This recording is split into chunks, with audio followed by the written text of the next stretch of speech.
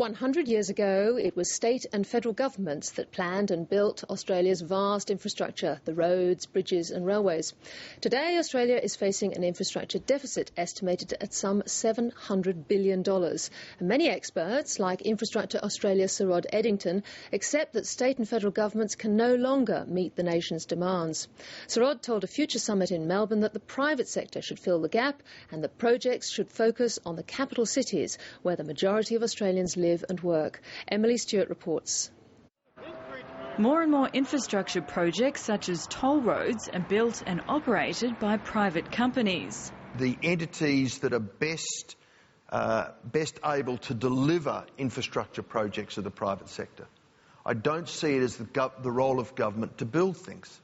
Sir Rod Eddington told a conference in Melbourne there's good reason why governments don't invest in infrastructure such as tramlines or railways like they did 100 years ago. The pie was much smaller, but there was a lot more money available for states to invest in hard infrastructure. Today the pie is much bigger, but we spend substantial amounts of capital in the social infrastructure areas. Entirely appropriately in my view, but that means that governments have far less money to spend on hard infrastructure. And it's one of the reasons governments over the last 20 years have in a sense privatised much of this. There's a significant increase in pressure on governments to maintain some measure of fiscal balance. When there's pressure on governments to keep costs down, the prospect of long-range returns become far less appealing.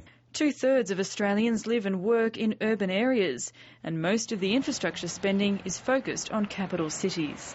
It's not to de-emphasise the importance of regional or rural Australia, it's a simple fact of life. Edward Butler from research company Ibis World says the government needs to provide greater incentives for private companies to spend in regional areas. Private companies will spend money where they believe there is a return to be made. It's a question of whether governments are willing to incentivise sort of widening urban areas in Australia or taking established rural areas and trying to make them something of a commuter area.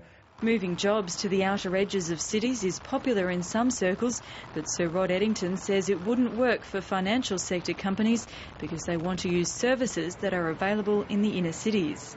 If you were to say to the ANZ Bank and NAB that instead of building your headquarters down in the Docklands, you had to build it 5 miles west of Footscray, then I'm guessing that the chief executives would say, well, if that's the case, we'll go to Sydney or Singapore, thanks very much. We want to be in the centre because that's where all the services we use are. It's the easiest place for people to get to and from work.